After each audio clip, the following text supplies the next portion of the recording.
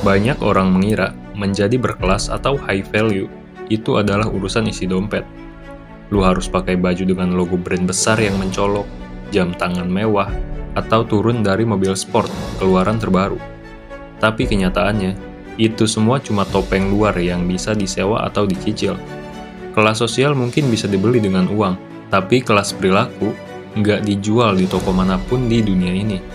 Pernah nggak lu sengaja memperhatikan situasi di sebuah tongkrongan, kafe, atau ruang rapat di kantor lu? Coba lihat.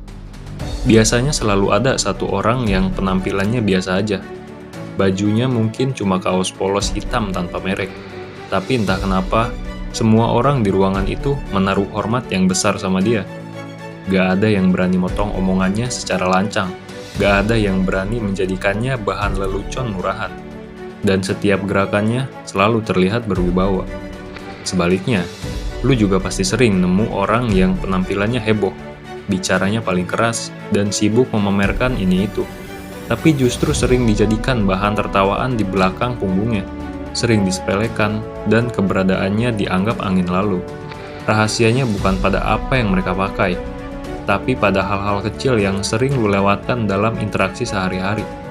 Dalam ilmu psikologi sosial, fenomena ini disebut sebagai subconscious signaling. Sinyal bawah sadar yang ditangkap oleh otak orang lain tanpa mereka sadari. Dan sekarang, di channel ini, kita akan membedah secara mendalam 4 perilaku mikro yang bikin lu kelihatan berkelas secara instan, tanpa perlu banyak caper.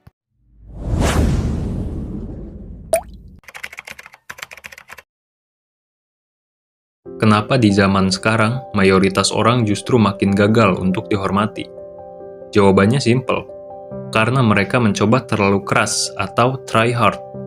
Kita hidup di era digital yang bising, di mana setiap orang merasa harus berteriak demi mendapatkan perhatian.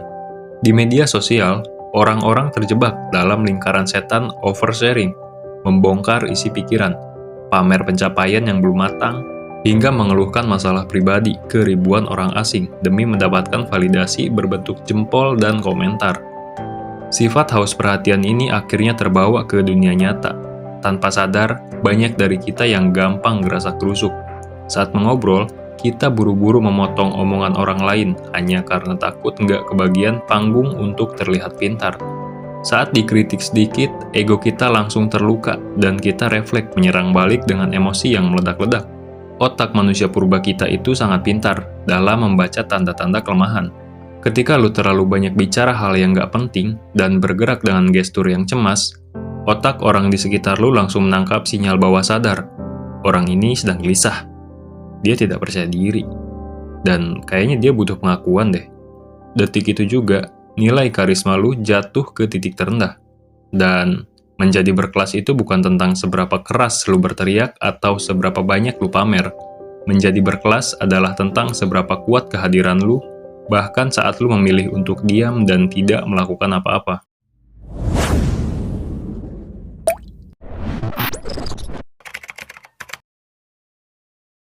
Perilaku mikro pertama yang harus lu latih mulai hari ini dinamakan response latency, atau jeda respon. Coba perhatikan orang-orang yang cemas atau memiliki status sosial yang rendah dalam sebuah hierarki. Ketika mereka ditanya, atau ketika ada seseorang yang memancing emosi mereka, mereka akan langsung menyambar pertanyaan itu dalam waktu kurang dari 1 detik. Mereka takut kehilangan kesempatan bicara, atau mereka panik harus menjawab apa. Orang yang berkelas tidak bekerja seperti itu. Saat seseorang melempar pertanyaan atau mencoba memprovokasi lu, jangan langsung membuka mulut. Diamlah dulu selama 2-3 detik. Pertahankan kontak mata yang tenang. Biarkan suasana hening sejenak, baru lu jawab dengan nada suara yang stabil. Jeda 3 detik ini mengirimkan sinyal psikologis yang sangat mematikan ke otak lawan bicara lu. Sinyal itu berbunyi, gua mengendalikan situasi ini. Gua nggak bisa dipanaskan. Dan gua memikirkan dengan matang apa yang akan keluar dari mulut gua. Jeda singkat ini mengubah posisi lu dari orang yang dikejar menjadi orang yang bisa memegang kendali. Coba perhatikan gerak-gerik tubuh lu sendiri saat berada di tempat umum atau saat bertemu orang baru. Apakah tangan lu sibuk membetulkan kerah baju berulang kali? Apakah jemari lu terus-menerus memainkan kunci, korek api, atau layar HP? Atau mungkin kaki lu tidak bisa diam dan terus bergetar di bawah meja? Dalam dunia psikologi gestur, ini disebut sebagai fidgeting, yaitu gerakan-gerakan kecil tanpa tujuan yang lahir dari rasa cemas bawah sadar. Orang yang berkelas melatih tubuh mereka untuk memiliki gerakan yang minimalis, namun presisi. Jika lu ingin menggeser posisi duduk, lakukan dengan gerakan yang lambat dan mantap, bukan refleks yang mengagetkan. Jika ada orang yang memanggil lu dari arah samping, jangan langsung memutar seluruh tubuh lu dengan panik. Cukup tolehkan kepala lu terlebih dahulu dengan tenang, baru ikuti dengan tubuh lu jika diperlukan. Gerakan yang lambat dan terkontrol adalah bahasa tubuh universal dari seekor predator puncak. Mereka tidak bergerak secara acak karena mereka tahu tidak ada yang perlu mereka takuti di lingkungan tersebut.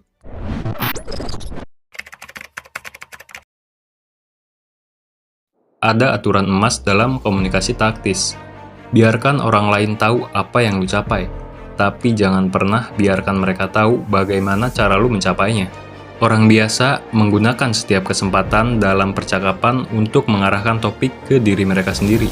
Mereka ingin semua orang tahu seberapa sibuk mereka, seberapa hebat proyek mereka, atau seberapa luas relasi mereka.